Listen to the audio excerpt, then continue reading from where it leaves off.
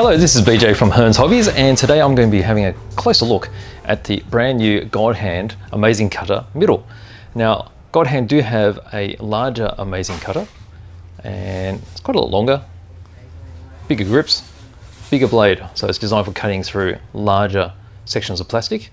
But this is I guess a medium-sized one. There's no small one, but they call it a medium because it is smaller than a large one. And I think this one is a handier size for most people to have. Now, this is great for using for scratch building and for cutting any repetitive items. You might want to make a whole lot of bricks for diorama or such, and this is where this stands its own ground. Okay, so let's have a close look. So from the overhead camera, there it is here. Okay, so we've got basic grip, so it just looks like a set of pliers or a set of snips. It does have a few great functions. So over here we have the actual blade. It's a replaceable blade. We have a Teflon insert. And if I just undo it, so there is a cam lock at this point. So if we rotate this here, this will allow the jaws to open. And you should be able to see that white block inside there. So that's the Teflon insert. And that's where the blade actually rests up against when it's cutting through items. Okay, the blade itself here is a standard type snapping type blade, which you find in a lot of the sliding type craft knives. Okay, so it's a narrow one.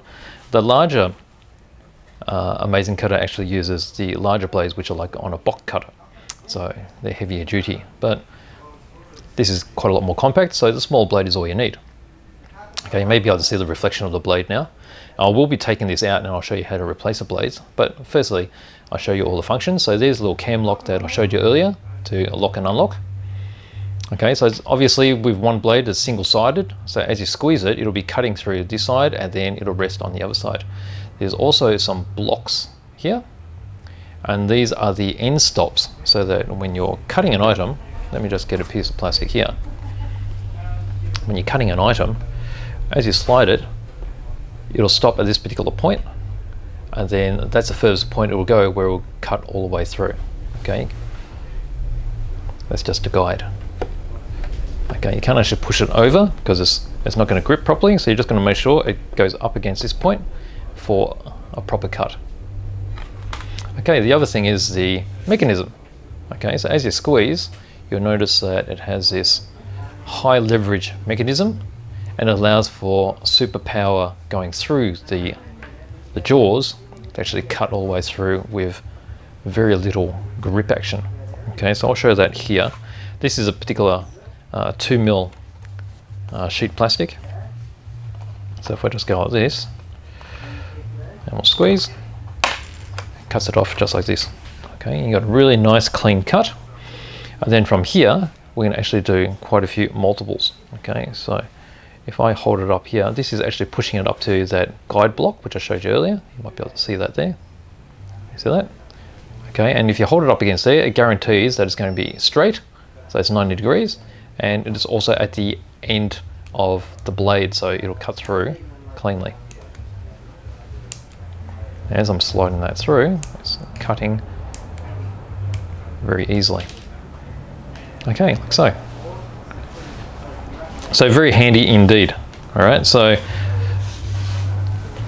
that's cutting through sheet. Obviously it'll cut through thinner stuff too. All right, so that's really thin. This is probably, I guess it's like 1/3 mil. Okay, obviously that's going to cut through it. Just like a knife through butter. Okay, then obviously it's slightly thicker again. This is about 1 mil. There you go.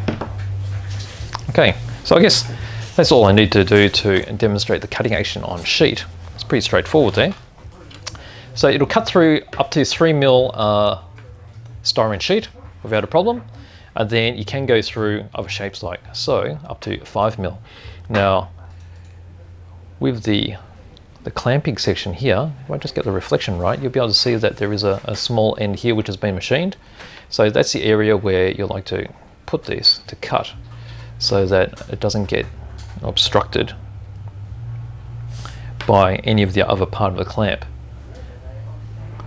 If you don't know what I mean, if I try to cut it over here, it will interfere as it squeezes and it's come off, and it's probably not going to be that sharp of a edge. Okay, so you just got to make sure that you cut it up against this section here, so it doesn't get squeezed. And you can see how cleanly it's cutting through all of that now, like so.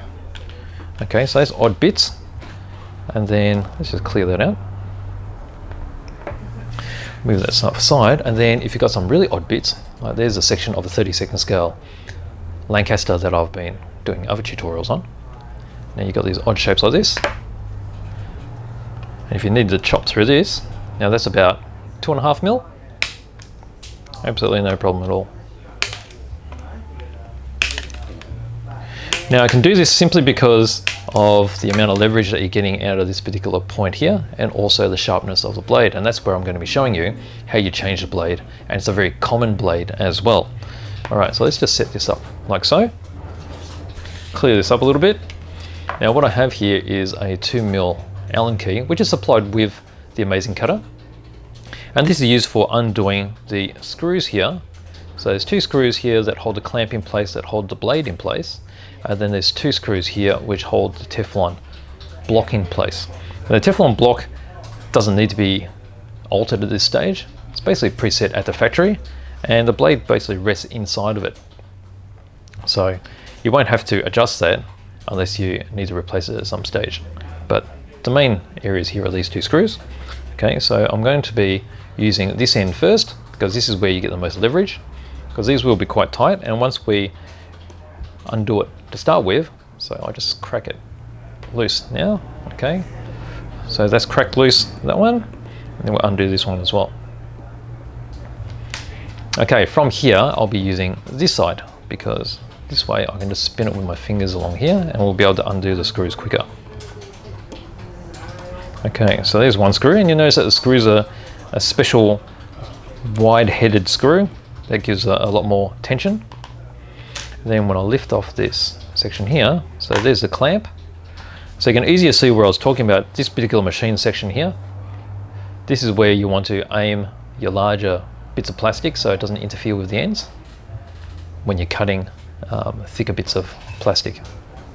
Okay, so from here you'll see that here's our blade, and our blade has started to come loose, and with the reflection, so you can quite easily see this particular shape, and you'll be able to recognize it now. Okay, let's move that sliver of plastic out of the way.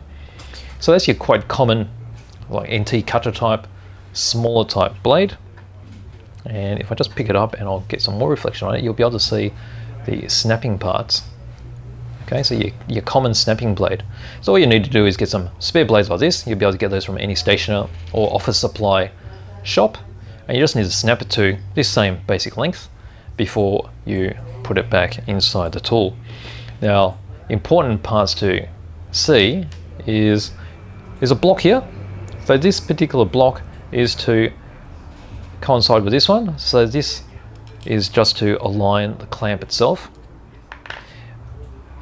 but it's not for the blade. Now the blade itself has actually got another line which has been machined, and you need to make sure that you put the blade back into this particular recess. Okay, if you put it on the other one over here, it'll actually crush the blade. Okay, so you make sure you're at this point here. The other thing to take into consideration is where the end of the blade is located. Okay, so if you have it at this particular point and you squeeze, you'll see that if you had plastic pushed all the way up to here, the blade won't actually go all the way through. So you want this blade to actually be behind that section. Okay, like so.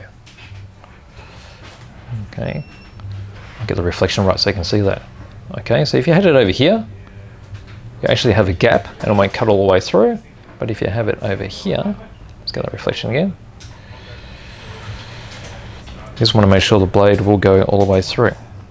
Okay, and if we squeeze it, you'll be able to see at which point it is. So that's where we want it. That looks pretty good. So for this time being, I'm just going to close it off with this, with the cam. Just hold it in place. Also keep a little bit of grip here, because this is allowing the blade to press up against the Teflon and make sure that that's in the right spot as we're putting back the clamp. Okay, so the clamp just goes back into place there. We'll just drop it on. I just tighten up the screws with my finger.